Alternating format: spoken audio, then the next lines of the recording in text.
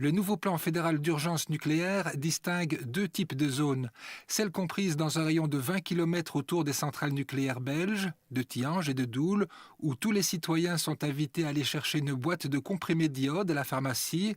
L'autre type de zone est défini dans un rayon de 100 km autour des centrales, ce qui, dans les faits, couvre l'ensemble du pays. Ici, ce sont les enfants, les jeunes jusqu'à 18 ans, les femmes enceintes et allaitantes qui sont invités à se munir des comprimés d'iode. Quelles sont les consignes à suivre si on apprend, par une voie ou l'autre, qu'il y a un incident nucléaire?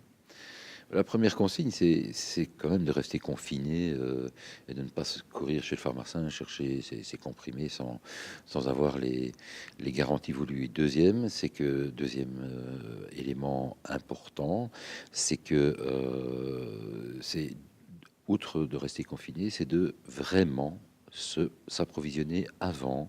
Ça veut dire qu'il faut rester chez soi, fermer les portes, les fenêtres, se mettre dans la cave?